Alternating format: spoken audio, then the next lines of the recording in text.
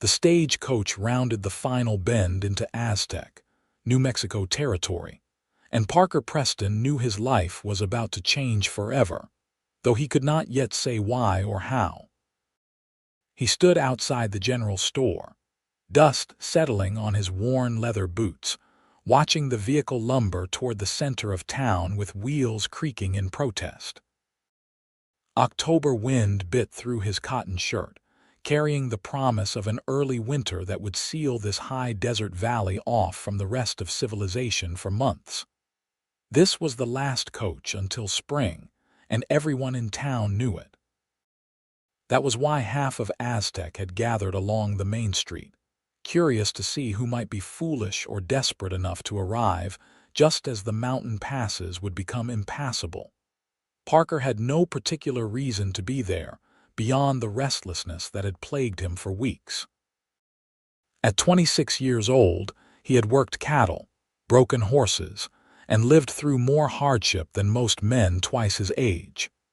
His parents had died of fever when he was 17, leaving him their small ranch on the outskirts of town.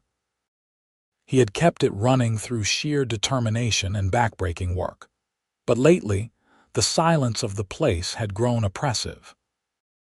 The walls of his modest cabin seemed to close in during the long evenings, and he found himself riding into town more often than necessary, seeking the company of other souls even if he rarely spoke more than a few words. The stagecoach came to a halt in front of the hotel, and the driver climbed down with audible relief. Parker watched as the door opened and an elderly couple emerged first, the man helping his wife navigate the high step. They were followed by a traveling salesman clutching his sample case like a lifeline. Then came a pause, long enough that Parker thought that was all, but the driver leaned back toward the door and extended his hand with unexpected gentleness. A woman's gloved hand appeared first, pale against the dark leather, and then she stepped down into the afternoon light. Parker forgot to breathe. She was not the most beautiful woman he had ever seen, though she was certainly lovely. What struck him was something else entirely, something in the way she stood there taking in her surroundings with an expression of quiet determination mixed with barely concealed fear. Her traveling dress was well made but not expensive, dark blue wool that had seen better days. Auburn hair was pinned up beneath a simple hat, and her face was pale with exhaustion. She looked to be in her early 20s, and she carried herself with the careful dignity of someone who had learned to guard against showing too much emotion. But it was her eyes that held him. Even from across the street, he could see they were a striking shade of green, and in them he recognized something he had felt himself many times, the look of someone who had nowhere left to go. She collected a single worn carpetbag from the driver and stood there uncertainly as the other passengers dispersed. The elderly couple headed into the hotel. The salesman scurried away. The driver began unhitching the horses. And the woman remained motionless, as if the act of arriving had taken all her strength, and she had none left to decide what came next. Parker found his feet moving before his mind caught up. He crossed the dusty street with long strides, removing his hat as he approached. "Excuse me, miss," he said, his voice rougher than he intended. "You look like you might need some help." She turned those remarkable eyes on him, and he saw her shoulders stiffen with instinctive wariness. "I am fine, thank you."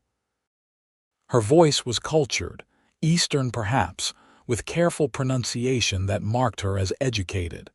It made her presence in this rough territorial town all the more mysterious. "Did not mean to presume," Parker said, twisting his hat in his hands. "Just that you are standing here like you might not know where to go, and with winter coming and this being the last coach, I thought maybe you were not expecting it to be quite so small." A hint of something that might have been amusement flickered across her face. "Is it that obvious that I am out of my element?" "A little," he admitted. Are you planning to stay at the hotel? Her expression shuddered again. I was considering my options. Parker understood immediately. The hotel was expensive, and from the look of her bag and dress, she did not have much money. There is a boarding house on the other side of town, he offered. Mrs. Chen runs it. She is fair with her prices and keeps a clean place. Mrs. Chen. The woman's eyebrows rose slightly. That seems an unusual name for New Mexico.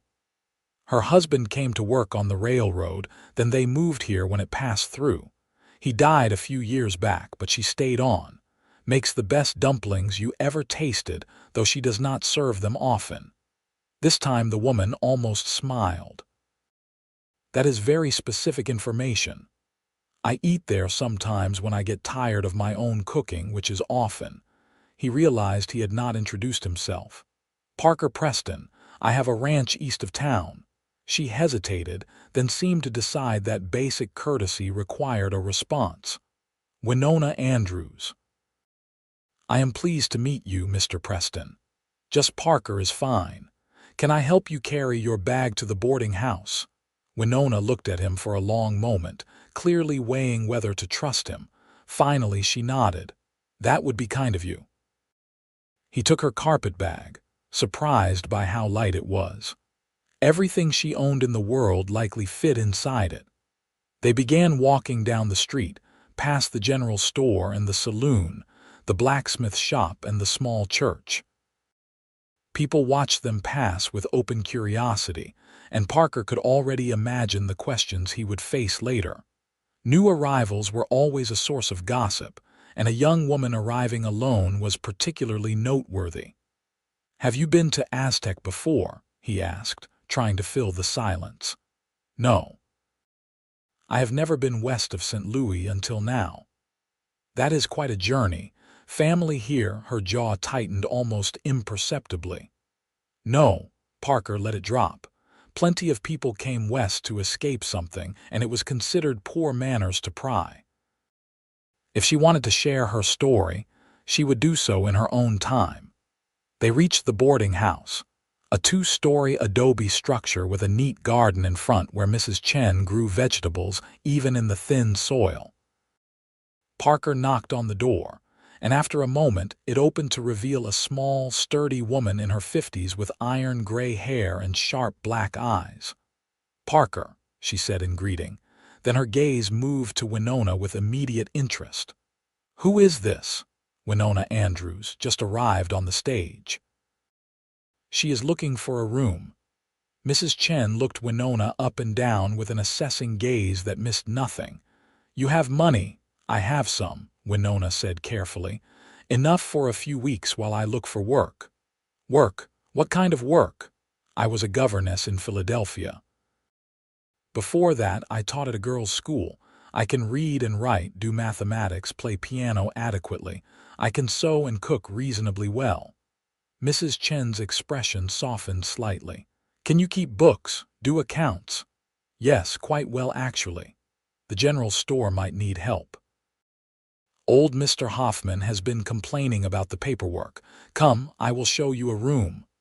Parker handed Winona her bag. She took it and looked at him with an expression he could not quite read. Thank you, Mr. Preston. You have been very kind. Just Parker, he reminded her. Welcome to Aztec, Miss Andrews. He touched his hat brim and turned to leave, but her voice stopped him. Mr. Preston, Parker, would you tell me where I might find the general store tomorrow to inquire about the position? 2 blocks north from here on the main street. Big sign out front, you cannot miss it. Thank you. He walked back toward where he had tied his horse, aware of a strange lightness in his chest. Something had shifted in the world, some fundamental change that he felt in his bones. He told himself he was being ridiculous. She was just a woman passing through, probably running from something or someone. She would likely leave in the spring when the passes opened, but even as he thought it, he knew it was not true. Winona Andrews would not leave. He could not explain how he knew this, but the certainty settled into him with absolute conviction. She had come here because she had no other choice, and somehow that meant she would stay. That night, alone in his cabin with the wind howling outside, Parker lay awake longer than usual. He kept seeing those green eyes, that careful dignity, the way she had stood in the street with everything she owned in one small bag and her chin held high. He had seen desperate people before. The West was full of them. But Winona Andrews was not just desperate. She was determined, and that made all the difference. He did not yet know that by the time winter released its grip on the mountain passes, he would be married to her. He did not know that she carried secrets that would threaten everything they built together. He did not know that he would risk his life for her, or that she would do the same for him. All he knew was that sleep would not come easily tonight, and that tomorrow he would find some excuse to walk past the general store, just to catch a glimpse of auburn hair and green eyes that had already begun to haunt him. Winona lay in her narrow bed at the boarding house, staring at the rough-hewn ceiling beams. Her body ached from days of travel, but her mind would not rest. The room was small but clean, as Parker had promised, with a washstand and a little desk beneath the single window. It was more than she had hoped for and far better than what she feared she might find.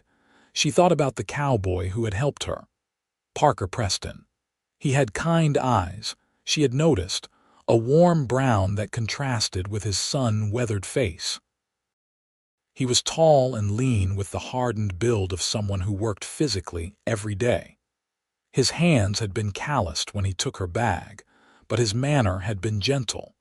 She had learned to be wary of men, but something about him had made her lower her guard just slightly, not that it mattered. She had not come here looking for romance or companionship. She had come here because it was as far as her money would take her, and because no one in Philadelphia would think to look for her in a tiny New Mexico town. She had come here to disappear, to start over, to build a life that her stepbrother could never touch. Her hands clenched into fists beneath the thin blanket as she thought of Edmund. Her mother had married his father when Winona was 12, and for a few years they had been a family of sorts.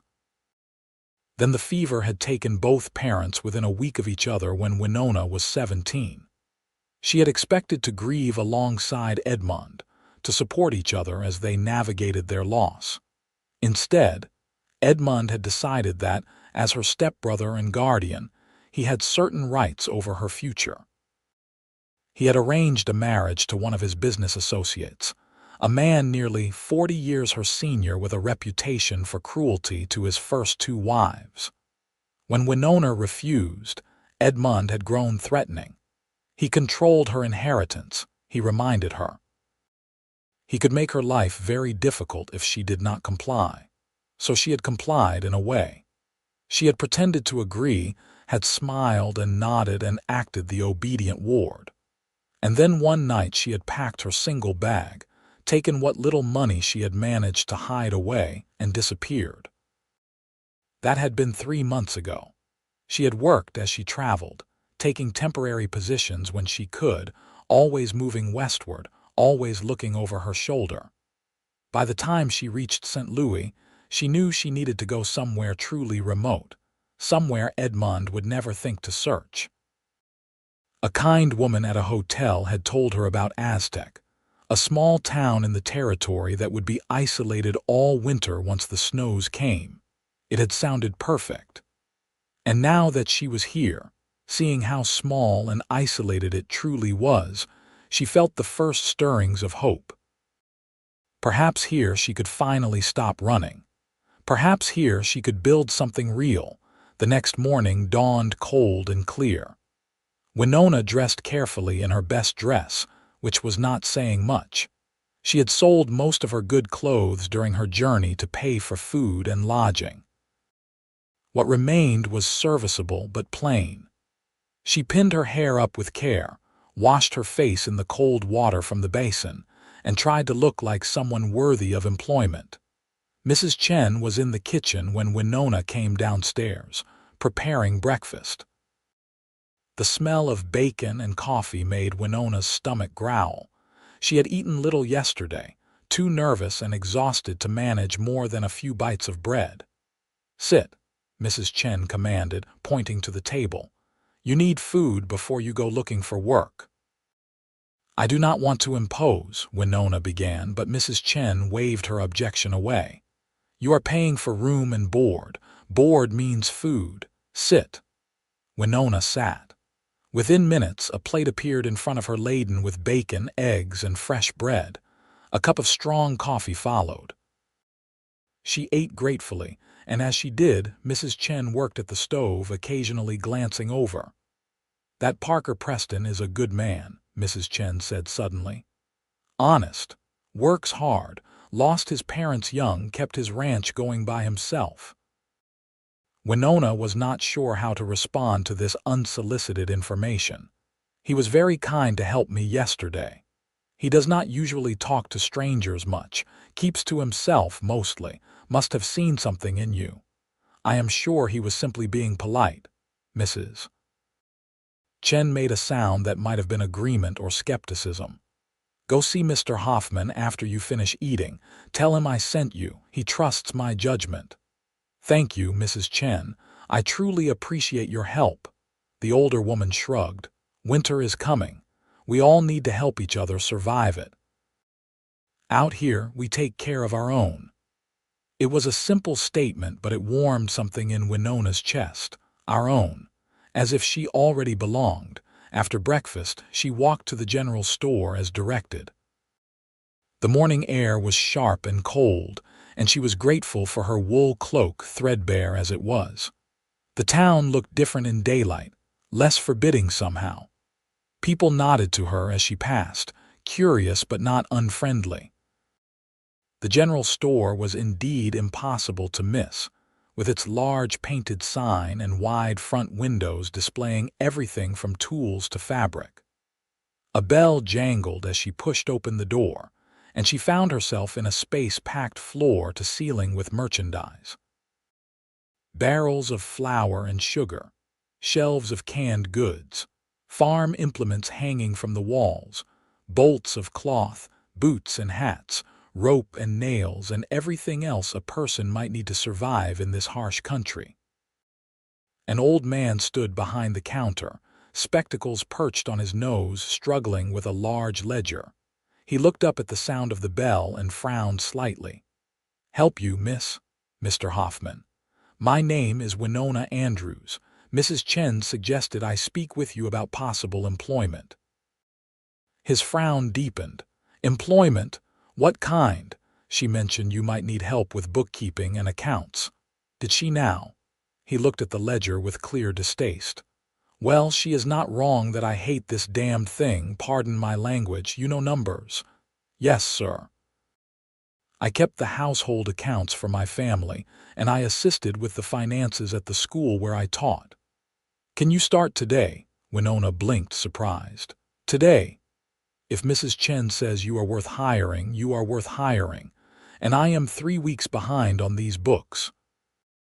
Stage came through yesterday, which means merchants from Santa Fe will want their orders tallied before the snow flies.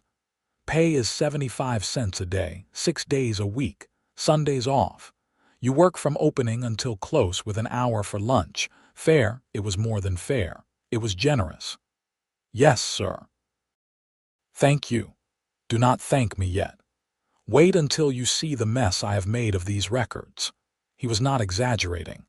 By mid-morning, Winona had discovered entries in 3 different hands, none of them particularly legible, with dates out of order and calculations that did not add up. It would take her days to sort it all out, but she found herself enjoying the challenge. Numbers made sense in a way that people often did not. They followed rules. They behaved predictably. She was bent over the ledger, scratching out corrections, when the bell over the door jangled again. She did not look up immediately, focused on tracking down a missing decimal point, but Mr. Hoffman's greeting made her glance toward the door. "Morning, Parker. What brings you to town 2 days running?" Winona's head came up to find Parker Preston standing just inside the door. hat in hand. He looked surprised to see her, though she suspected it was not entirely genuine surprise. "Needed some nails," he said. "And I wanted to see if Miss Andrews found the store all right." "Found it and got herself hired," Mr. Hoffman said with satisfaction. "Girl has a head for numbers." "That is good to hear." Parker's eyes met Winona's, and she felt an unexpected flutter in her chest. "Settling in all right at Mrs. Chen's?" "Yes, thank you. Everyone has been very welcoming." He nodded, seeming to run out of words. An awkward silence stretched between them until Mr. Hoffman cleared his throat. "Those nails you needed, Parker?" "Right. 2 pounds of the 3-inch. While Mr. Hoffman weighed out the nails, Parker stood by the counter, stealing glances at Winona when he thought she was not looking. She pretended to focus on the ledger, but she was acutely aware of his presence. There was something solid about him, something that made her feel safer without quite understanding why. "How is the ranch doing?" Mr. Hoffman asked as he wrapped the nails in paper. "Well enough. Got the cattle down from the high pasture before the first snow. Should be set for winter. You need supplies laid in. I will come by next week with a list. Want to make sure I have cash in hand first. Your credit is good here, you know that. I know, and I appreciate it. But I prefer to pay as I go." It was clearly a point of pride for him, and Winona found herself respecting it. He did not want to be in debt, even to a friend. Parker paid for his nails and seemed to hesitate at the door. "Miss Andrews, if you need anything, help getting settled or learning your way around town, you can usually find me at the ranch, about 5 miles east on the main road. Little sign that says Preston Ranch by the turnoff. That is kind of you, but I am sure I will manage." "I am sure you will." "But the offer stands." After he left, Mr. Hoffman chuckled. "That boy has not been this talkative in months. You have made quite an impression, young lady." Winona felt her cheeks warm. "I am sure he is just being neighborly. Maybe, maybe not. Parker is a good man, if a bit lonely out there by himself. Could use someone to share that ranch with. Mr. Hoffman, I just arrived yesterday. I am not looking for romance." "Sometimes romance finds us whether we are looking or not." He smiled at her expression. "Just saying is all. Now, you want to explain to me how I managed to record the same sale 3 different times in 3 different amounts." Winona gladly turned back to the numbers, but she could not quite dismiss Mr. Hoffman's words or the way her heart had lifted when Parker walked through the door. The first week passed quickly.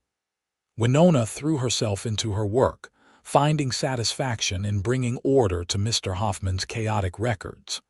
She took her meals at the boarding house, where Mrs. Chen proved to be an excellent cook and a fountain of information about everyone in town. She learned that Aztec had been founded only a few years earlier, in 1890, when the railroad came through, and farmers and ranchers saw opportunity in the high desert valley. The town was still rough around the edges, but people were trying to build something lasting. She also learned, despite not asking, quite a bit about Parker Preston. His parents had been among the town's early settlers. His father had been a skilled cattleman who built a modest but successful ranch. Parker had inherited not just the land, but also his father's reputation for honesty and hard work.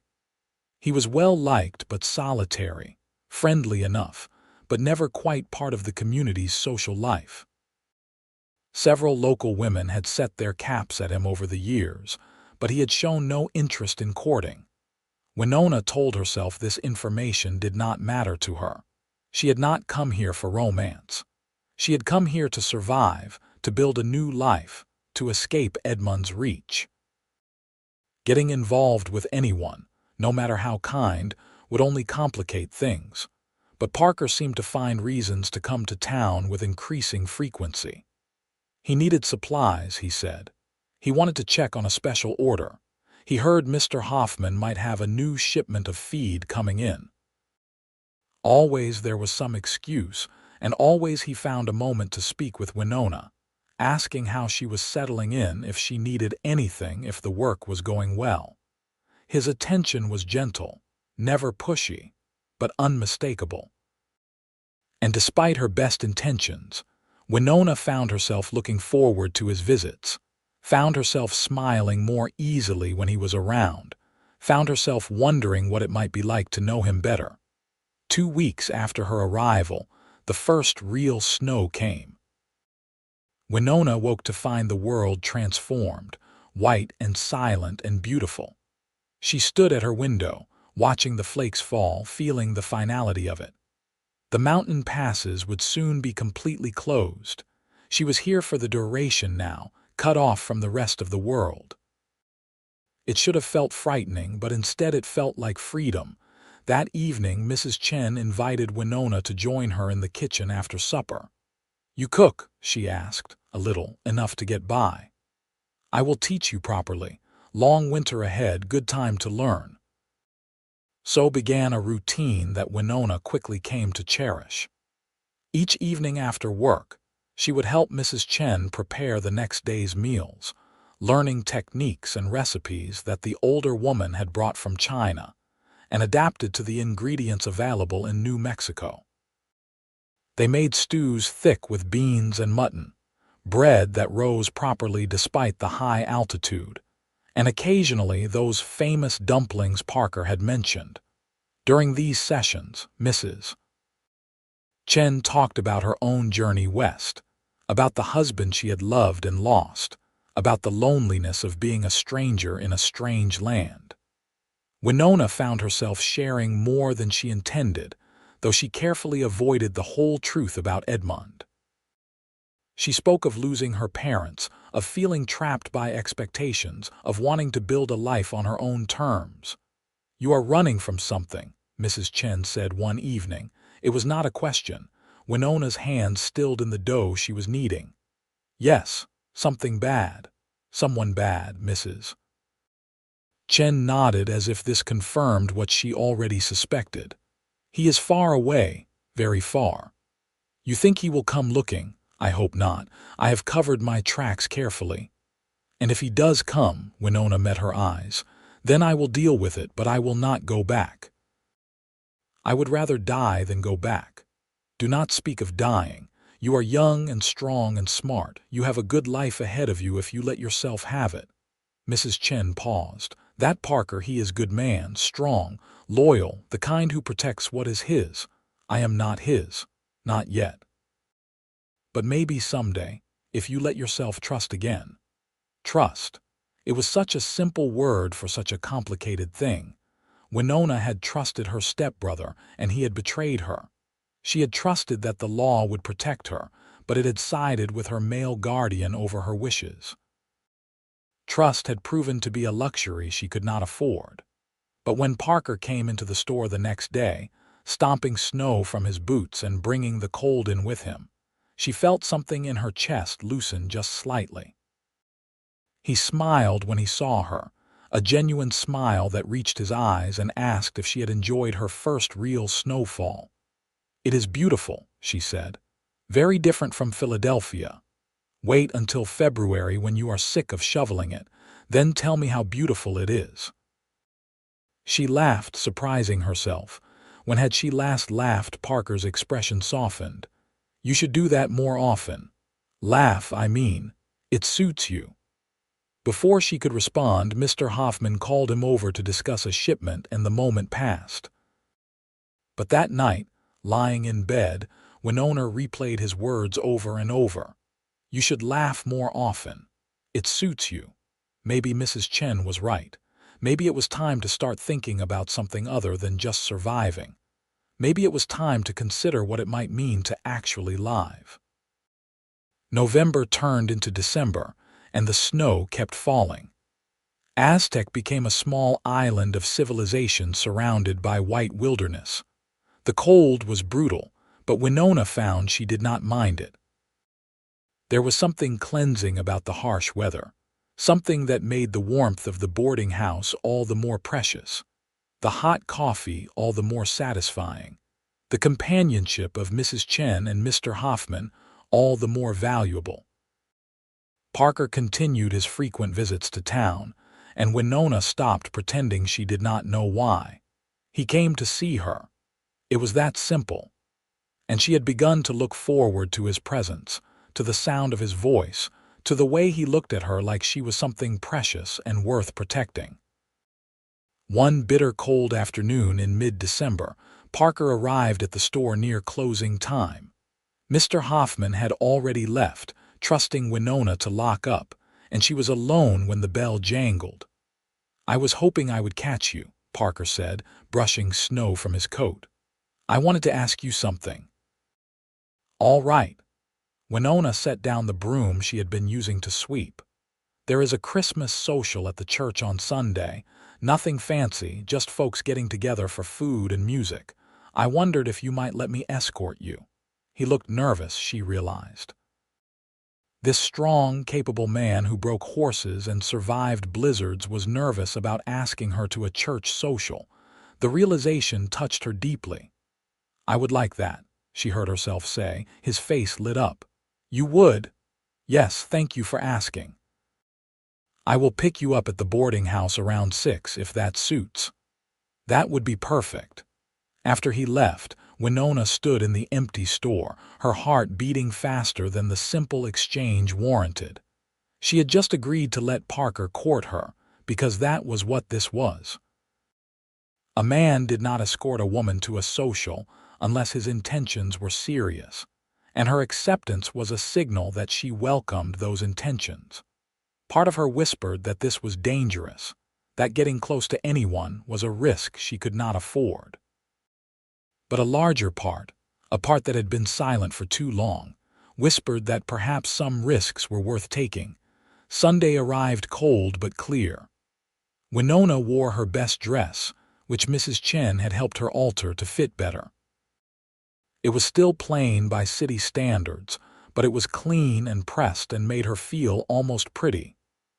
Mrs. Chen had also helped with her hair, pinning it up in a style more sophisticated than Winona usually managed. "You look beautiful," Mrs. Chen said with satisfaction. "That Parker will not be able to take his eyes off you." Winona felt her cheeks warm. "It is just a church social. It is never just anything when a man looks at a woman the way he looks at you." Parker arrived precisely at 6, wearing clean pants and a pressed shirt beneath his heavy coat. He had shaved recently and his hair was neatly combed. When he saw Winona, he went very still for a moment, just staring. "You look beautiful," he said softly. "Thank you. You look quite nice yourself." He helped her into her cloak and offered his arm for the walk to the church.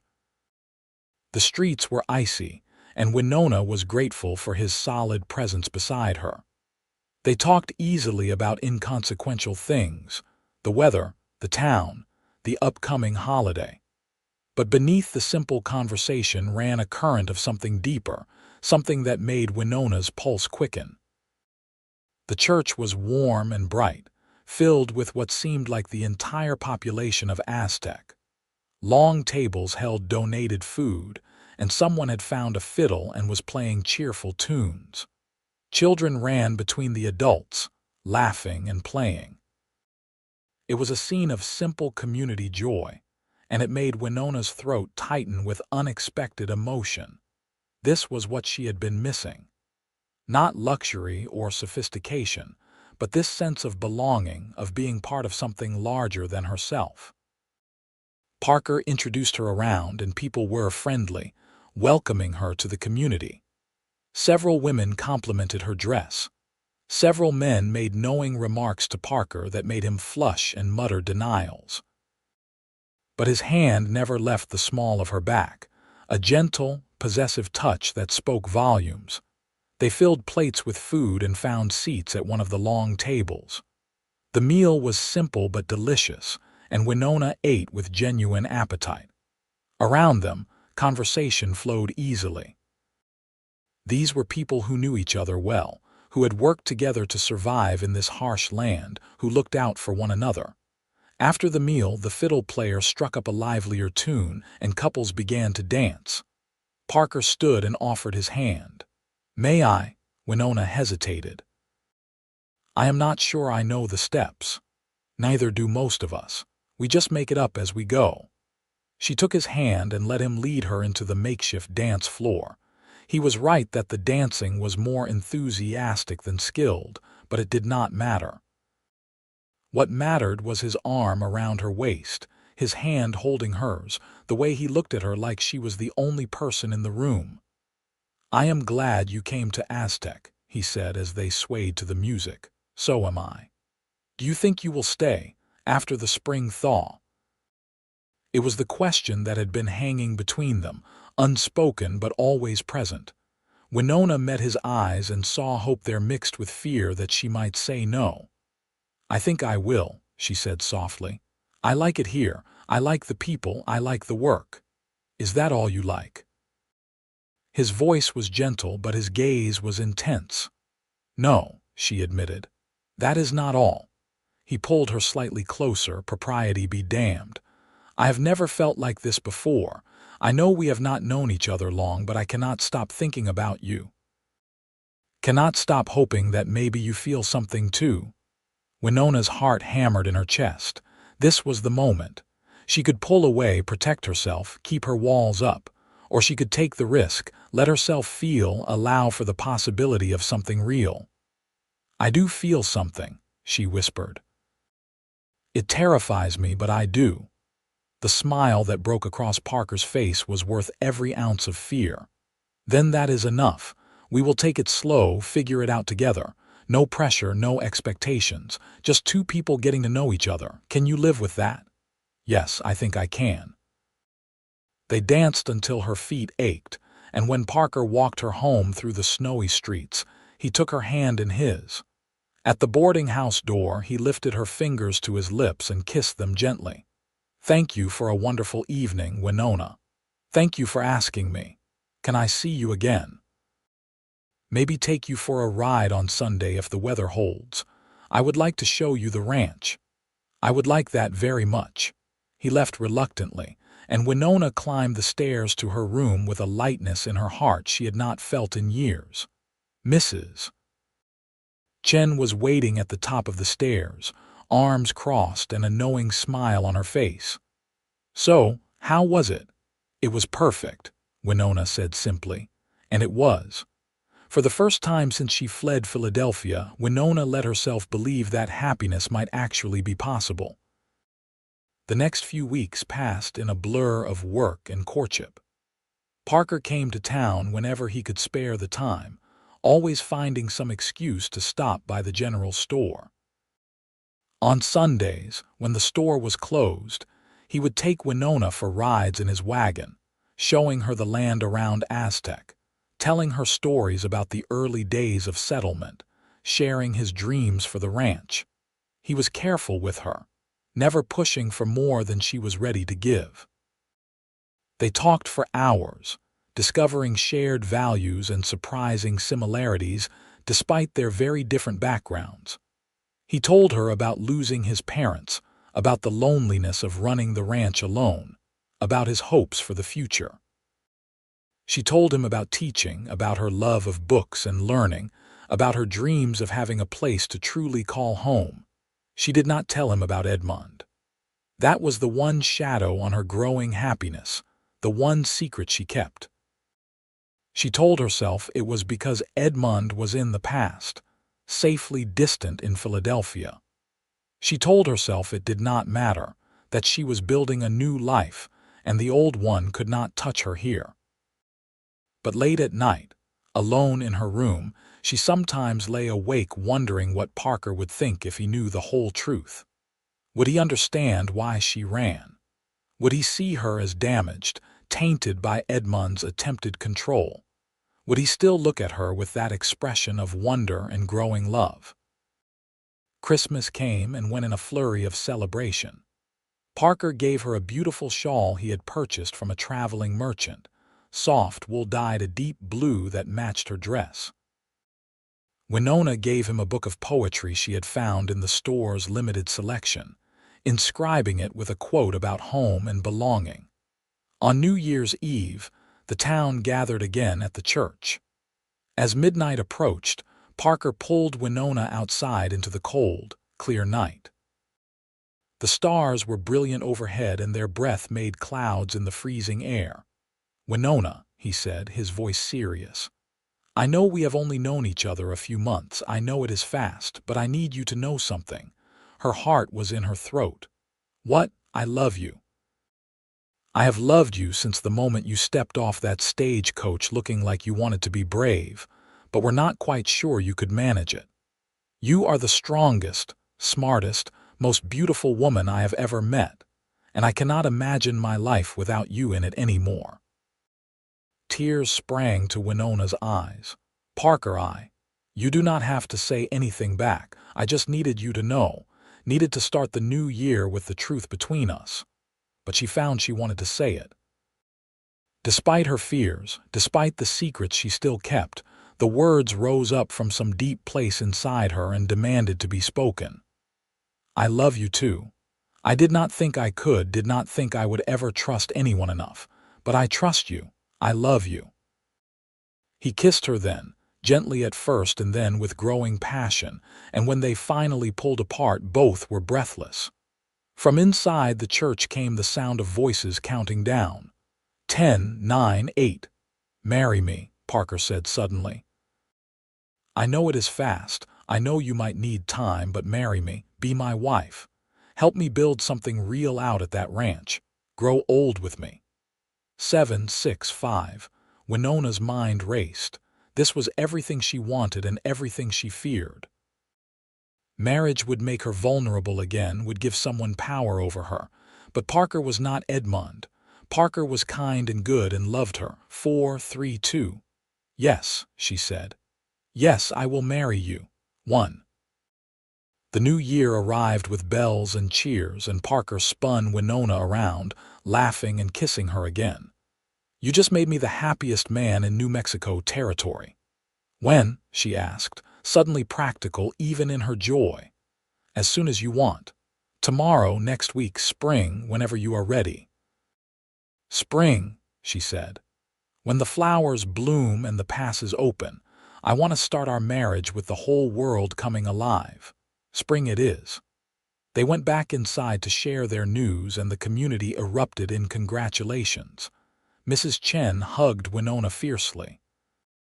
"I told you he was a good man. You chose well." "I did not I? Now you will need a dress. A proper wedding dress. We will go through what fabric Mr. Hoffman has, find something suitable." Over the next weeks, Winona divided her time between work and wedding preparations. Mrs. Chen proved to be a skilled seamstress, and together they created a dress from cream-colored silk that Mr. Hoffman had in the back of the store. It was simple but elegant, with long sleeves and a fitted bodice. Winona felt like a princess when she tried it on. Parker was busy preparing the ranch house for a wife. He repaired the roof, fixed the shutters that had hung crooked, and even acquired some furniture from a family that was moving away. He was building a life for them, brick by brick, board by board. January turned into February and the cold deepened. But Winona barely noticed, wrapped as she was in happiness and planning. She had almost forgotten about Edmund, about the life she had fled. Almost. Then one afternoon in late February, a telegram arrived. The telegraph office was in the general store, and Mr. Hoffman called Winona over with an odd expression. "This just came through for you. Did not know you had given anyone the address here." Winona's blood ran cold. "I did not." She took the telegram with shaking hands and read it. "Found you, stop coming to retrieve you, stop, do not make this difficult, stop." Edmund, the paper fluttered from her fingers. Mr. Hoffman caught it, read it, and his face hardened. "Who is Edmund?" "My stepbrother." The words came automatically, but her mind was racing. Edmund had found her. After all these months, all these miles, he had tracked her down, and he was coming. And why would he need to retrieve you? Winona sank onto the stool behind the counter, her legs no longer reliable. He thinks he has the right to control my life, to force me into a marriage I do not want. That is why I came here, why I ran. I thought I was far enough, thought he would give up. Mr. Hoffman's expression was grim. How did he find you? I do not know. I was so careful. But even as she said it, she realized she had not been careful enough. She had written to an old friend in St. Louis just once to let her know she was safe. The friend must have somehow let it slip, or Edmund must have been watching her mail. It did not matter how he found her. What mattered was that he was coming. You need to tell Parker, Mr. Hoffman said. I know. But the thought of telling Parker, of seeing his face when he learned she had kept this from him, was almost as terrifying as Edmund's arrival. Would he still want to marry her once he knew the full extent of her baggage? She found Parker at the ranch that evening, driving out in Mr. Hoffman's borrowed wagon. He saw her coming and hurried out to meet her, his smile fading when he saw her expression. What is wrong? She told him everything. About her parents' deaths, about Edmund's control of her inheritance, about the arranged marriage, about fleeing in the night, and finally, about the telegram. Parker listened without interrupting, his face growing darker with each revelation. When she finished, he was silent for a long moment. You should have told me before, he said finally. I know. I was afraid you would not want to marry me if you knew I came with so much trouble. Not want to marry you. He took her hands, his grip almost painful in its intensity. Winona, I would fight the devil himself to keep you. But I needed to know what we are facing. When is he coming? The telegram did not say. But if he sent it 2 days ago, he could be here any time if he caught the next train to Santa Fe and hired transport from there. Then we do not have much time. Parker's jaw set with determination. We need to get married. Now, today if possible. What? But we planned for spring and my dress is not quite finished and… If we are married, he has no claim on you. A husband's rights supersede a guardian's. You would be legally mine, not his. It was logical, practical, and utterly unromantic. And yet, looking at Parker's fierce expression, Winona felt her love for him deepen further. He was not running from her problems. He was facing them head-on, offering her the protection of his name and his presence. All right, she said. Let us do it.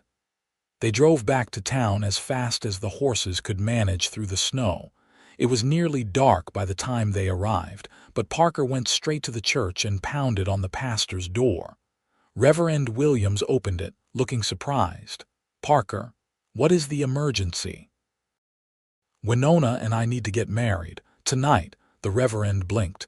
Tonight, but I thought you were waiting until spring. Plans changed. Can you do it or not? Well, I suppose I can, but do not you want witnesses, family? Get whoever you can find quickly. This cannot wait.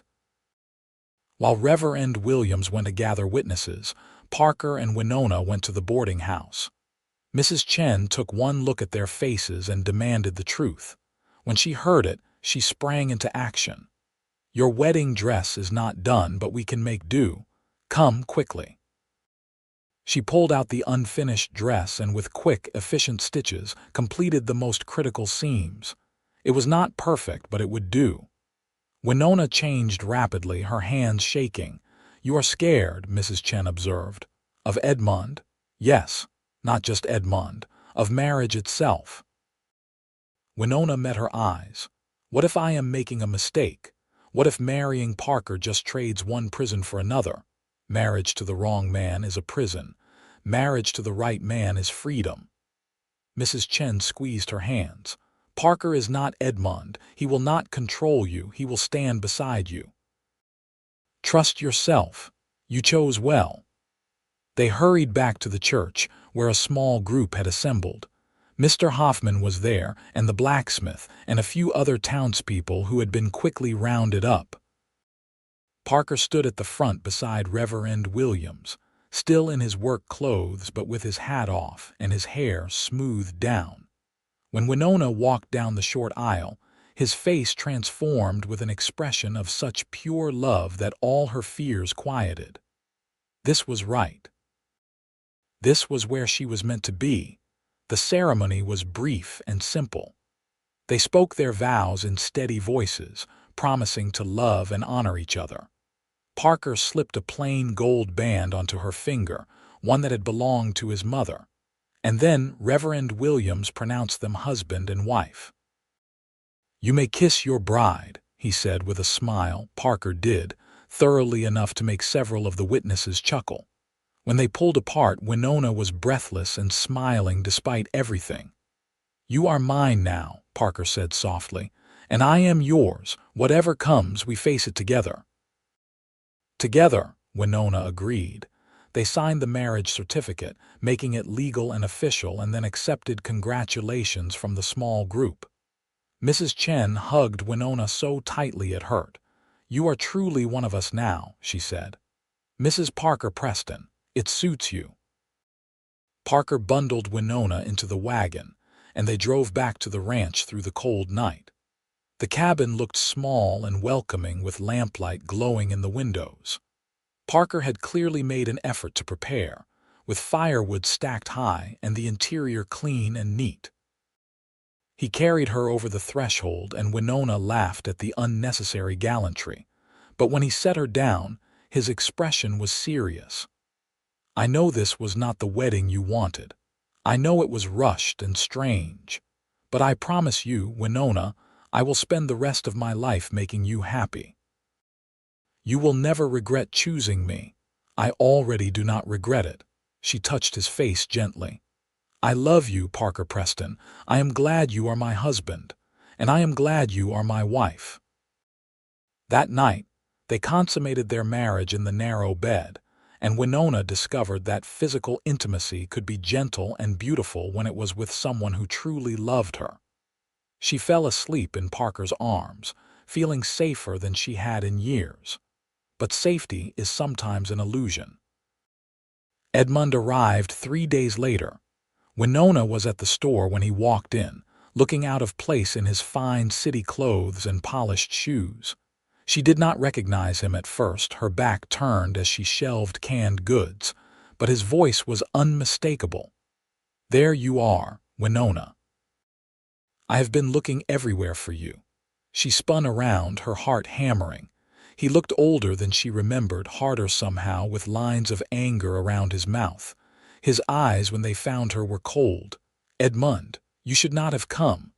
Should not have come. You are my ward. You ran away like a thief in the night, and I should not have come." He advanced toward her, and she instinctively backed up. "Do you have any idea the embarrassment you caused?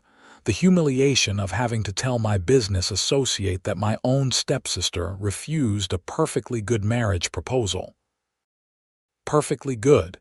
He was cruel and old enough to be my father. I will not marry him." "That is not your decision to make. Actually, it is."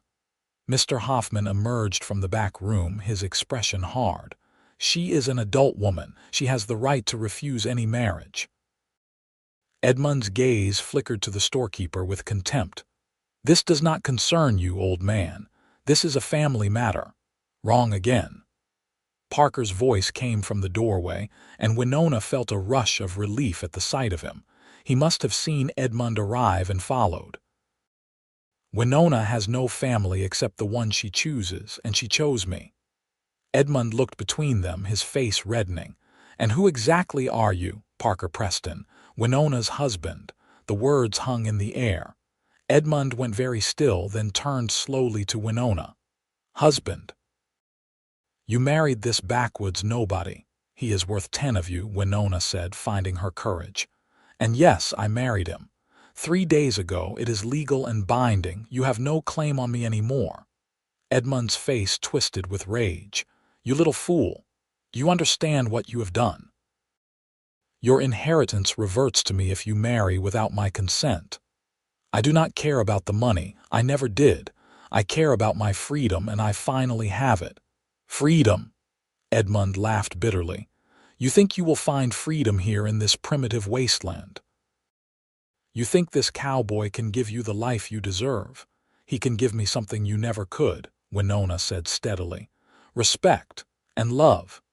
Edmund's hand shot out and grabbed her arm, his fingers digging in painfully. You are coming with me. I will have this sham marriage annulled, and you will do as you are told. He never saw Parker move. One moment Edmund was gripping Winona's arm, the next he was on the floor with Parker standing over him, fists clenched. You will never touch my wife again, Parker said, his voice deadly calm. In fact, you will leave town immediately. Get on the next stage and go back to Philadelphia and consider yourself lucky I did not do worse. Edmund scrambled to his feet, his face ugly with fury. You will regret this, both of you. I will make sure of it. I have lawyers. I have connections. I will destroy you. Try it, Parker said. But I am warning you now. If you come near Winona again, if you threaten her or try to harm her in any way, there will be consequences. I protect what is mine. For a moment, Winona thought Edmund might actually attack Parker. But Mr. Hoffman had produced a shotgun from behind the counter, and several other men had gathered in the doorway, drawn by the commotion. Edmund was outnumbered and outmatched.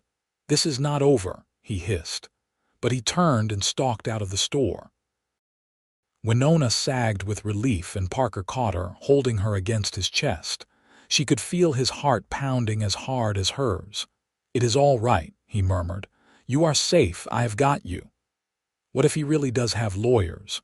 What if he can annul the marriage? He cannot. We married of our own free will. You are of age. He has no legal standing. Parker pulled back to look at her. But even if he did, I would not let him take you. I would take you so far into the mountains he would never find us if that is what it took. She believed him. Parker would protect her against anything, anyone. It was both comforting and humbling to be loved so fiercely. Edmund did leave on the next stage, but the threat of his lawyers hung over them for weeks.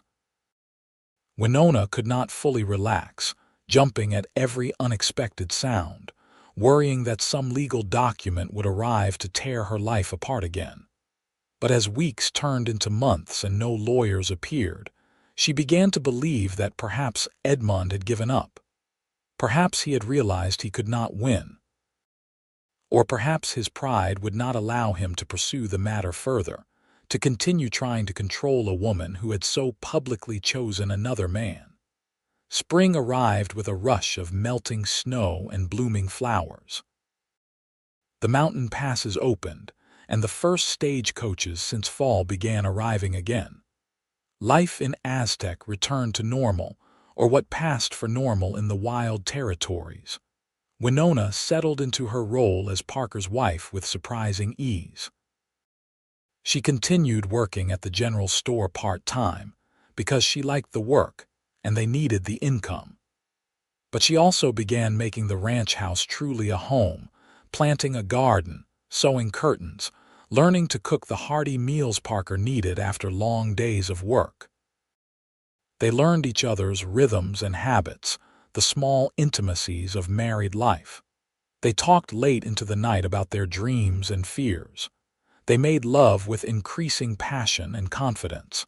They built something real and lasting together. One morning in early May, Winona woke feeling queasy. Mrs. Chen took one look at her when she stopped by the boarding house to visit and smiled knowingly. You are pregnant. Winona's hand went instinctively to her stomach. I think I might be. I am not certain yet.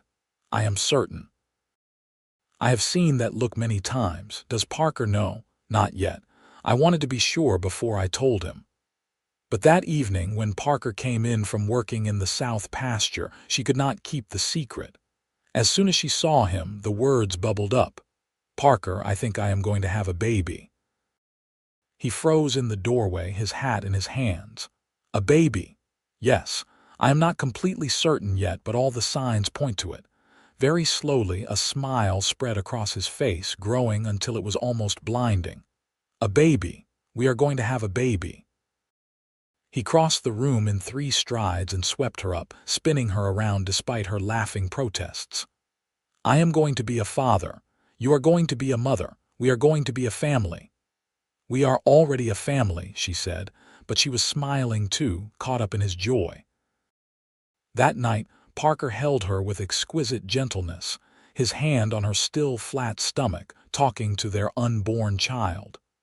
"You are going to love it here. Your mother and I are going to give you everything, teach you everything. You are going to grow up strong and free, able to be whoever you want to be." Winona felt tears slip down her cheeks. This was what she had dreamed of without knowing it. Not wealth or status, but this simple happiness, this sense of building something meaningful with someone who loved her completely. The pregnancy progressed normally, though Winona found the summer heat oppressive. Parker fussed over her constantly, worried about her doing too much, insisting she rest often. Mrs. Chen made special soups and tonics meant to strengthen mother and baby. The whole town seemed invested in the upcoming birth, offering advice and hand-me-down baby clothes. In September, after a long and difficult labor with Mrs. Chen and the town's midwife in attendance, Winona delivered a healthy baby boy. Parker was allowed in as soon as he was cleaned up, and he sat beside the bed staring at his son with an expression of absolute wonder.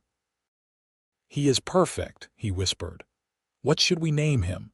They had discussed names for months without deciding. But looking at the tiny, red-faced infant, Winona suddenly knew. "Thomas, after your father." Parker's eyes filled with tears. "Thomas Preston, I like that. Pa would have liked that."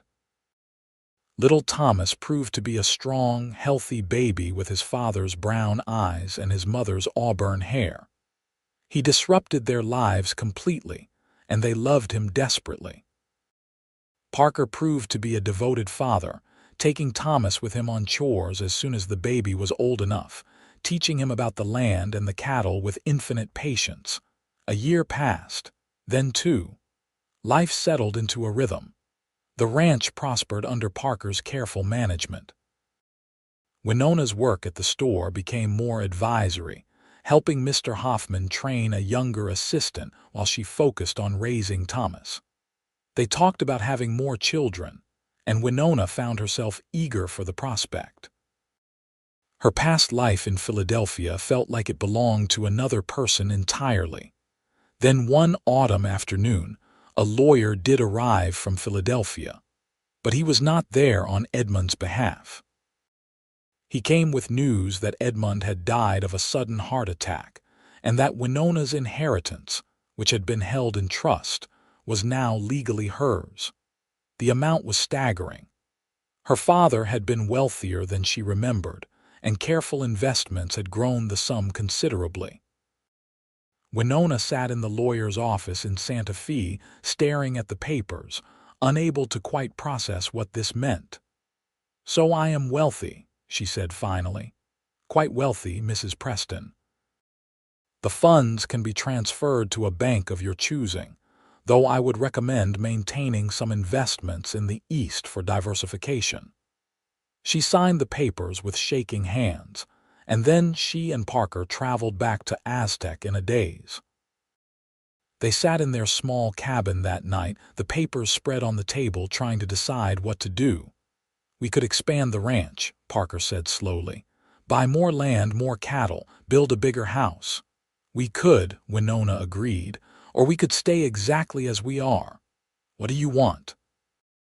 She looked around the cabin, at the cradle where Thomas slept peacefully, at the simple furniture they had accumulated, at the life they had built together. "I want to be happy, and I already am. The money is just money. It does not change anything that matters."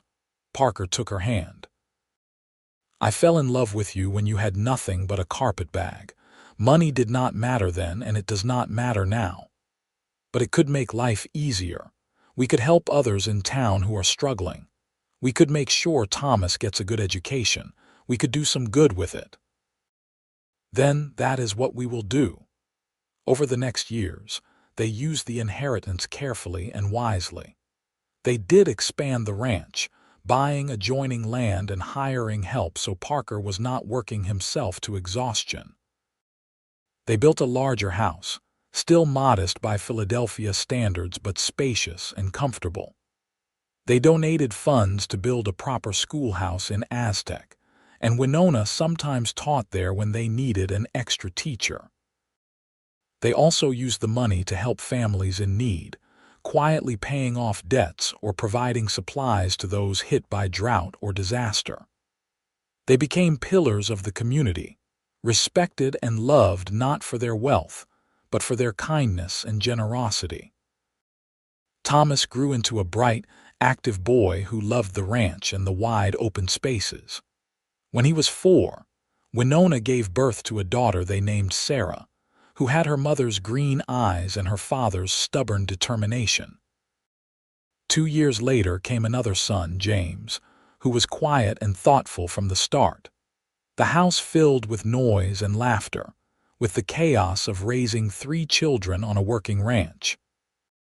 Winona sometimes looked around at her life and marveled at how far she had come from that terrified young woman stepping off the stagecoach. She had found everything she never knew she needed: a home, a purpose, a family, and a love that grew stronger with each passing year. Parker aged gracefully, his hair graying at the temples but his body still strong from physical work. Winona found him more handsome at 40 than he had been at 26, the lines around his eyes testament to a life spent smiling. They still talked late into the night, still made love with passion and tenderness, still looked at each other across the dinner table with the same wonder they had felt at the beginning. On their 20th anniversary, Parker took Winona back to the spot where the stagecoach had stopped all those years ago. They stood in the dusty street, now more developed with new buildings and businesses, and he pulled her close. "You remember the first time I saw you?" he asked. "I remember. I was terrified and exhausted and had no idea what I was doing. I knew right then that you would stay, that you would be mine. I could not explain it, but I knew. You were right. Best guess I ever made." He kissed her forehead. "Thank you for choosing me, Winona. For choosing this life. I know it was not what you were raised for." "It was better," she said simply. "It was real. Everything before was just preparation for finding you." They walked hand in hand back to their home, where their children were waiting, where dinner was cooking, where their life together continued to unfold. Winona thought about that frightened young woman on the last stagecoach before winter, and she wished she could tell her that everything would be all right, more than all right. That she would find love in the most unexpected place, that she would build a life beyond her wildest dreams, that she would be happy in ways she had never imagined possible. The years continued to pass. Thomas grew up and took over more of the ranch operations, showing the same skill and dedication as his father. Sarah proved to have her mother's head for numbers and began helping manage the business side of things. James surprised everyone by discovering a talent for veterinary medicine, learning from the town's doctor how to care for sick and injured animals.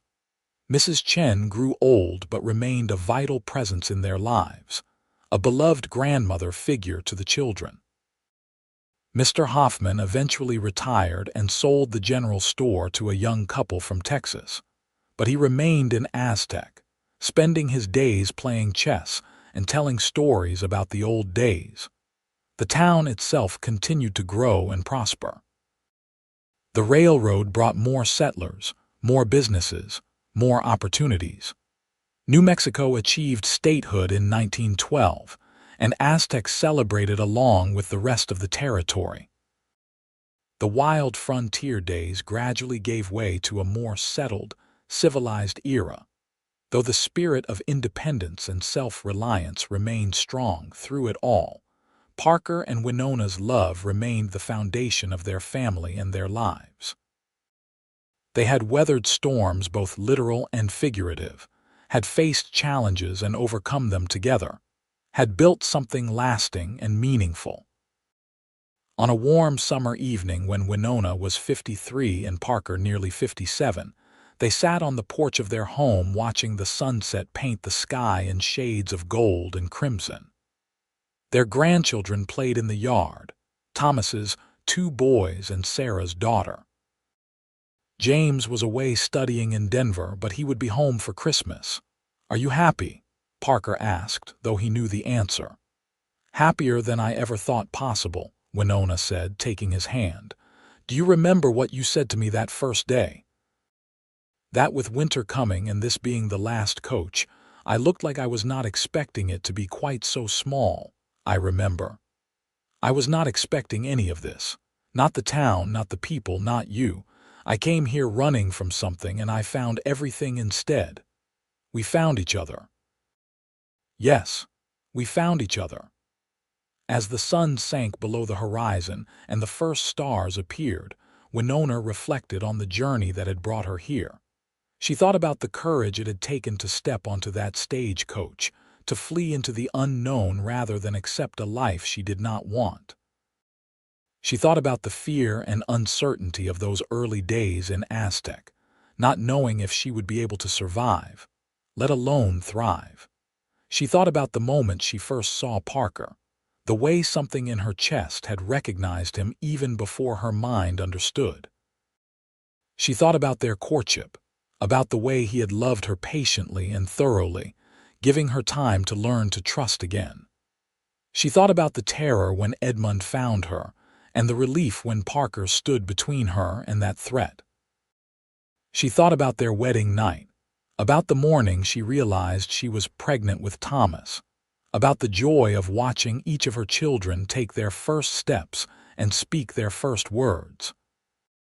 She thought about the hard years and the good years, the times they struggled and the times they flourished, and how through it all they had faced everything together. Most of all, she thought about love. Not the romantic fairy tale version she had read about in books as a girl, but the real, complicated, beautiful thing she had built with Parker. Love that showed up every day in small acts of kindness and consideration. Love that deepened with time instead of fading. Love that weathered disappointment and celebrated triumph. Love that created a safe haven where both of them could be fully themselves. "I love you," she said, squeezing Parker's hand.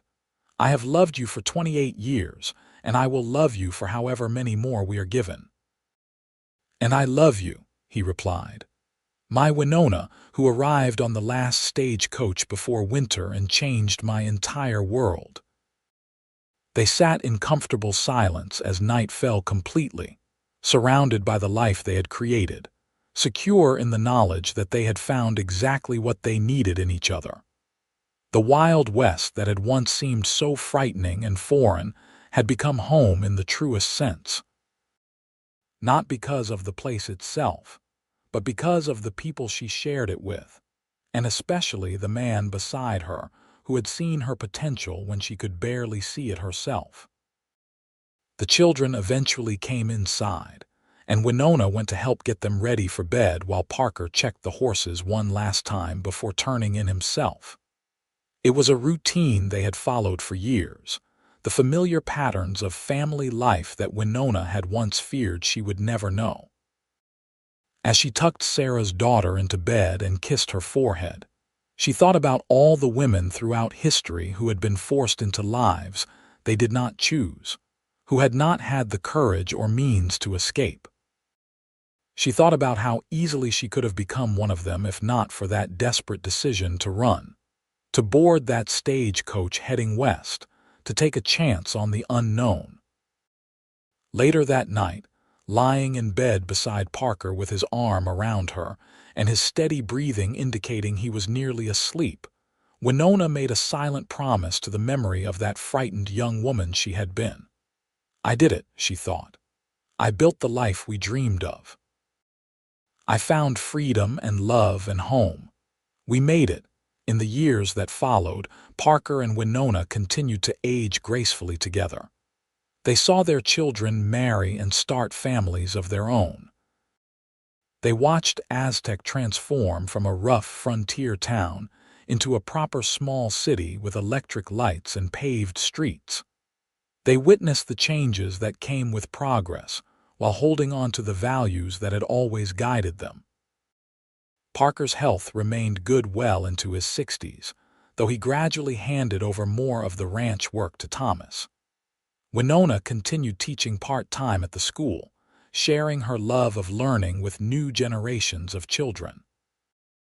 They traveled occasionally, taking a trip to San Francisco that they both enjoyed, but they always returned to Aztec with relief.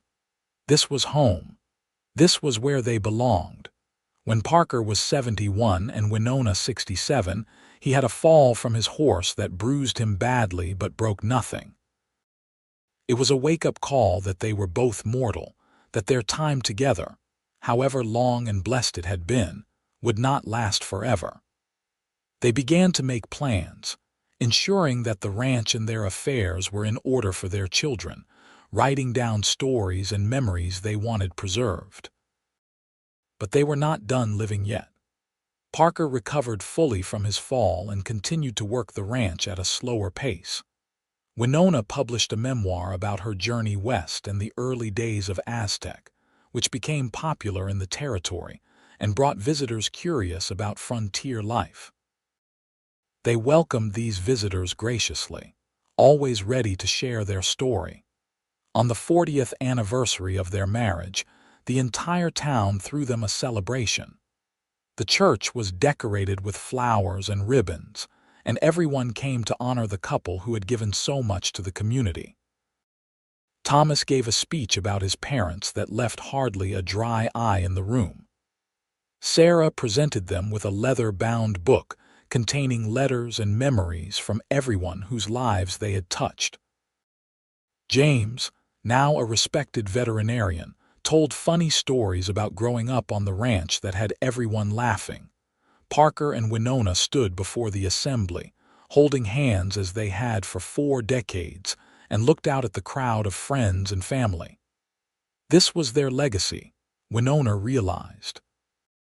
Not the wealth or the ranch or even the children, wonderful as all those things were. Their legacy was the community they had helped build, the kindness they had spread, the example they had set of what love and partnership could look like. "Thank you all for being here," Parker said, his voice still strong despite his years. 40 years ago, I was a lonely cowboy with a small ranch and not much hope for the future. Then Winona stepped off that stagecoach and everything changed. She brought light into my life, and together we built something I am proud of. But we could not have done it without all of you. You welcomed her when she was a stranger. You stood by us through hard times. You helped us raise our children and build our business. You are not just our friends. You are our family." Winona added, "When I arrived here, I was running from a life I did not want. I had no idea I was running toward everything I needed. This town gave me a home. These people gave me acceptance. And this man gave me love. I am grateful every single day for the chance I took, for the risks I accepted, for the future I chose. Thank you all for being part of our story." The celebration lasted well into the night, with music and dancing and more food than anyone could eat. Winona danced with Parker to the same fiddle music that had played at their wedding, moving more slowly now, but with no less affection. She looked into his weathered face and saw the young cowboy who had helped her carry her bag, who had offered kindness when she needed it most, who had loved her before he even knew her name. "I would do it all again," she said. "Every moment?" he asked with a smile. "Every single moment. Even the hard ones. They led us here." "Then we are in agreement, my love. I would not change a thing." Parker lived to be 76, passing peacefully in his sleep after a good day spent riding the ranch with Thomas, checking on the cattle and enjoying the autumn weather. Winona was beside him when he went, holding his hand and whispering her love. The grief was profound, a physical ache that made breathing difficult for days. But even in her sorrow, she felt gratitude. They had been given 43 years together, which was more than many couples received. They had loved each other well and truly. They had built a life of meaning and purpose. And though he was gone, she carried him with her in every memory, every lesson, every moment they had shared. She continued living at the ranch, surrounded by her children and grandchildren. She worked on a second book. This one focused on Parker's life and his contributions to developing cattle ranching in the region. She tended her garden and taught her great-grandchildren to read. She remained active in the community, always ready with advice or assistance. At 79 years old, Winona sat on her porch on a cold October day, wrapped in the blue shawl Parker had given her their first Christmas together. She was watching the road, though she was not sure what she was waiting for. The doctor said her heart was failing, that she likely had weeks left at most. Her children had been alerted and they took turns staying with her, but this morning she had sent them all away. She wanted some time alone with her thoughts. The wind picked up, carrying the promise of winter. The last stagecoach had come through the previous week. The roads would soon be impassable, and Aztec would be isolated until spring. It reminded her of that long-ago October when she had arrived, stepping down from the coach into an uncertain future. She had been so young then, so afraid, so determined to be brave even when she was not sure she could manage it. Looking back now, she was proud of that young woman. She had taken a terrifying risk and it had changed everything. She had chosen herself, her freedom, her future, and in doing so had found a love story more beautiful than any she had read in books. A figure appeared on the road, and for a moment Winona's heart lifted. Parker. But no, it was just a trick of the light. Parker was gone, waiting for her on the other side of whatever came next. Or perhaps he was still here in some way, in the land they had worked together, in the children and grandchildren who carried their genes and their values forward, in the town they had helped build, in the story they had created together. Sarah came out onto the porch with a cup of tea. "Mama, you should come inside. It is getting cold." "In a moment, sweetheart. I am just remembering." "Remembering what?" "Everything. The day I arrived. Your father helping me with my bag. The first time he told me he loved me. Our wedding night. The day each of you were born. All of it." Sarah sat down beside her mother and took her hand. "Tell me about the day you arrived again. I love that story." So Winona told it one more time, her voice growing softer as she spoke. She told about stepping off the stagecoach, about Parker crossing the street to help her, about Mrs. Chen's boarding house and Mr. Hoffman's store. She told about falling in love despite her fear, about choosing trust over safety, about building a life in this rough frontier town. "And you never regretted it?" Sarah asked, though she knew the answer. "Never. Not once. It was the best decision I ever made." As the sun began to set, painting the sky the same gold and crimson she had watched with Parker so many times, Winona felt a deep peace settle over her. She had lived a good life. She had loved and been loved. She had made a difference in her small corner of the world. She had no regrets, no unfinished business, no words left unsaid. That night, surrounded by all her children and many of her grandchildren, Winona closed her eyes for the last time.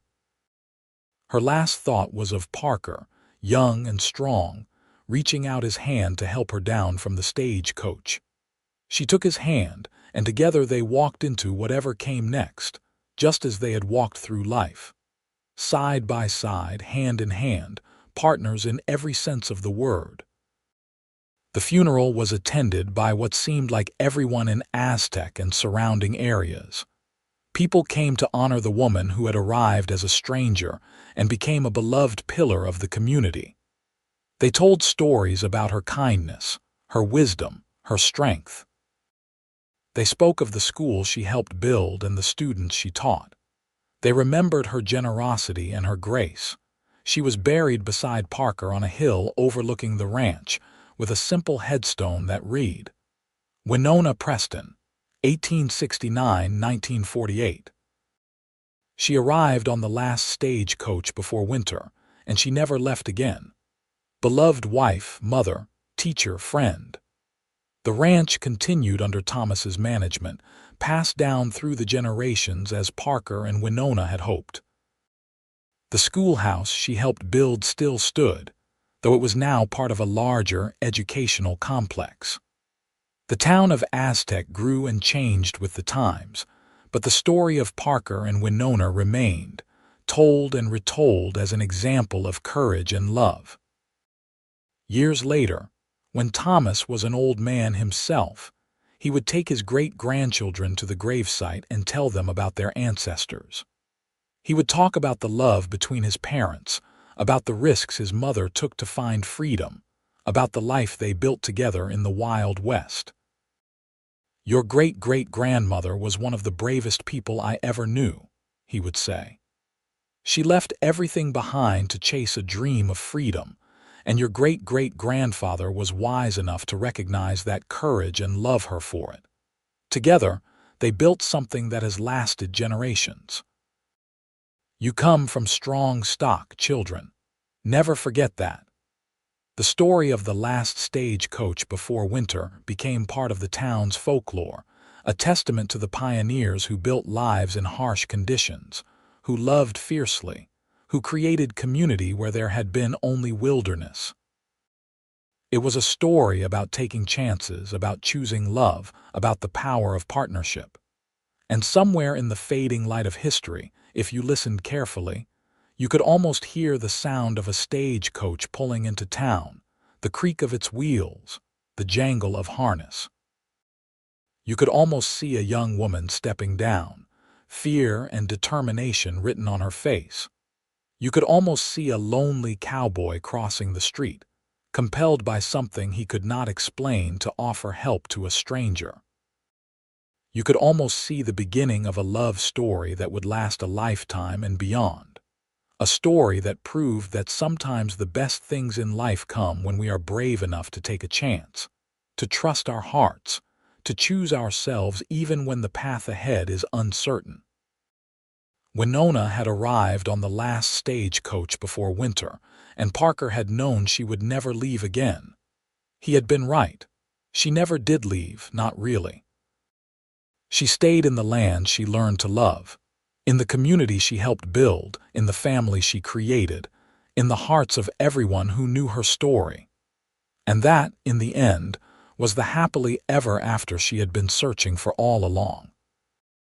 Not wealth or status or comfort, but a life lived with purpose and passion, surrounded by love, leaving a legacy that would endure long after she was gone. It was more than she had hoped for when she fled Philadelphia all those years ago. It was everything she never knew she needed, and more than she ever dreamed possible. The end.